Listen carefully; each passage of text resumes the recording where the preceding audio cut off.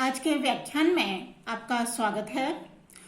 कल मैंने आपको कालिदास के अभिज्ञान शाकुंतलम नाटक की कथा का जो मूल स्रोत है उसके विषय में बताया था। आज मैं ये बताने जा रही हूँ कि महाकवि कालिदास के द्वारा जो इसका मूल कथानक है उसमें क्या क्या परिवर्तन किए गए हैं।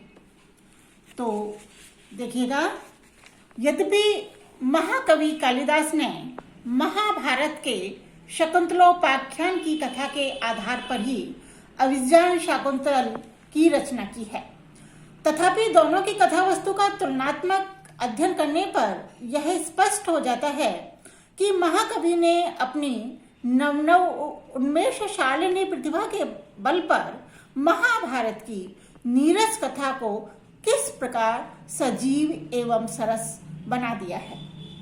सहृदय के हृदय का आह्लाद तथा उपदेश ये काव्य के दो मुख्य प्रयोजन हैं। सहृदय के हृदय का आह्लाद तब होता है जब काव्य अथवा नाटक में सम्यक रस योजना हो, और उपदेश तब प्राप्त होता है जब नाटक अथवा काव्य के पात्रों के चित्रित आचरण अनुकरणीय एवं आदर्शपर हों।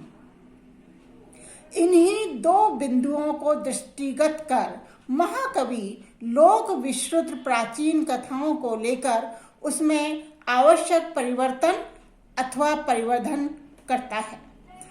कहीं कहीं तो उसे कथा के इस अंश का परित्याग भी कर देना होता है जो नायक अथवा रस के विरुद्ध होता है।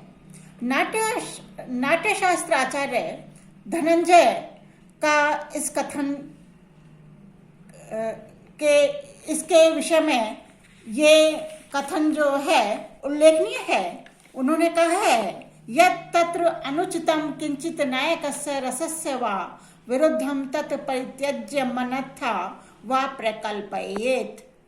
तो महाकवि कालिदास ने धनंजय के इस निर्देश को दृष्टि में रखकर ही महाभारत के शकुंतला विषयक जो इतिवृत्त है उसको लेकर उसके अनुपयोगी अंशों का परित्याग कर दिया है और किन्हीं अंशों में आवश्यक परिवर्तन कर दिया है और कुछ कल्पना प्रसूत कथांशों को जोड़ दिया है।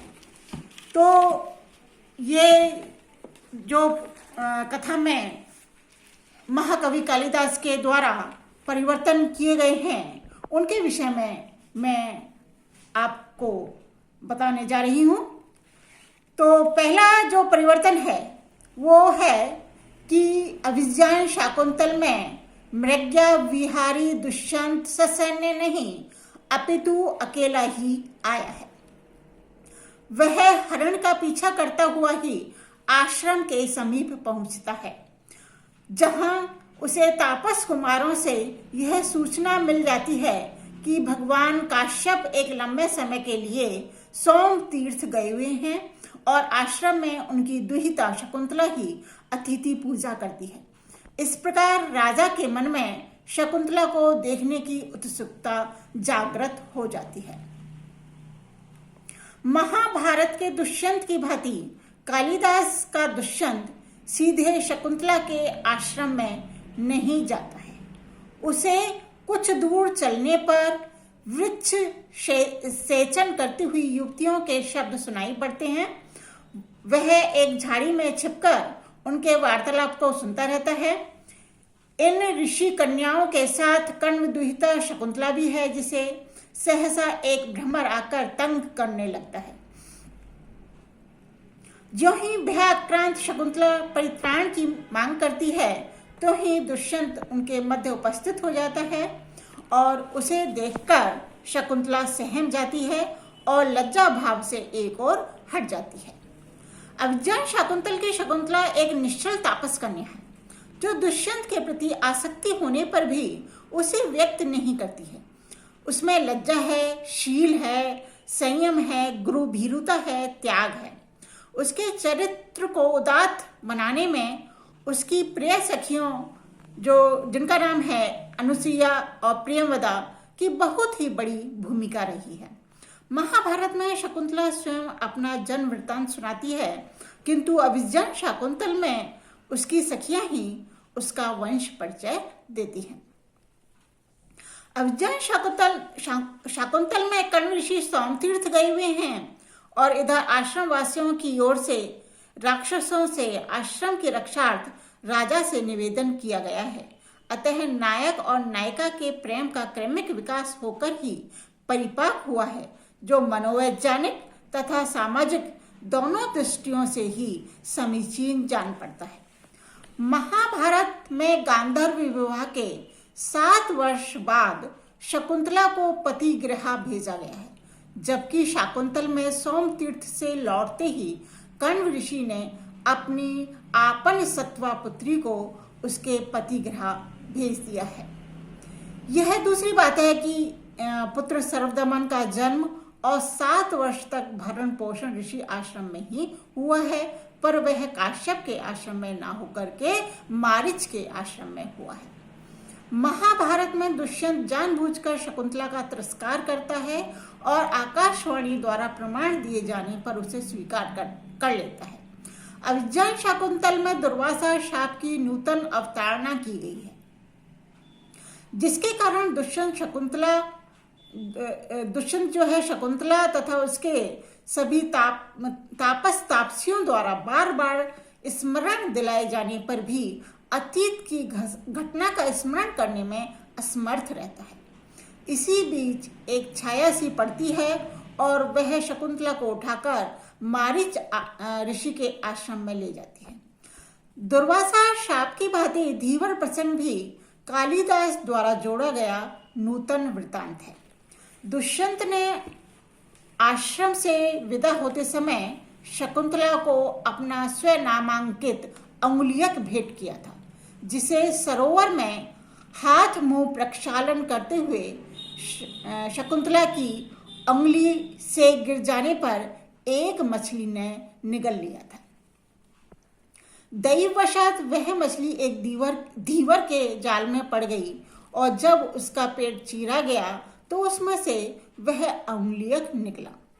राजपुरुषों ने धीवर को चोर घोषित कर उस अंगुलियक को राजा के समक्ष प्रस्तुत किया। अंगुलियक को देखते ही राजा को शकुंतला का स्मरण हो आया। उसने धीवर को निर्दोष जानकर उसे प्रभुत परिमाण में उपहार दिलवाया और स्वयं अपनी प्रियतमा के वियोग में संतप्त होने लगा। इसी प्रकार इंद्र सारथी मातली द्वारा राजा को देवताओं के सहायार्थ अमरावती ले जाने तथा वहां से लौटकर मारीच ऋषि के आश्रम में राजा को पहुंचाने की अवतारणाएं भी कालिदास की कवि प्रतिभा की मौलिक बूझ है। इसी आश्रम में दुष्यंत का सर्वप्रथम अपने पुत्र से साक्षात्कार हुआ। वह उसके रूप और गुणों पर प्रसन्न होकर सहज वात्सल्य से अभिभूत होकर उसका आलिंगन कर लेता है। जब उसे यह विदित हो जाता है कि बालक उसी का पुत्र है, तो वह शकुंतला के दर्शन की अभिलाषा करता है। शकुंतला के उपस्थित होने पर वह उसके चरणों में गिरकर क्षमा याचना करता है और उसे अपनी भार्या तथा बालक को युवराज घोषित कर उन्हें अपने घर ले जाता है। इस प्रकार मूल कथानक में आवश्यक परिवर्तन कर कवि ने कथानक को रोचक बनाने के साथ साथ अपने नायक नायिकाओं के चरित्रों की रक्षा करने में पूर्ण सफलता अर्जित की है और तात्कालीन लोक मर्यादा को भी अक्षुण्ण बनाए रखा है। इस प्रकार मूल कथानक से प्राप्त अस्वाभाविकताओं का सफलतापूर्वक निराकरण करते हुए नायक नायिका के चरित्रों को नाटकोचित स्वाभाविक एवं जो मर्यादा है मर्यादित बनाने में पूर्ण साफल्य प्राप्त किया है। उसके ये सभी परिवर्तन उसकी अद्भुत नाट्य प्रतिभा एवं अपूर्व नाट्य कौशल के परिचायक हैं।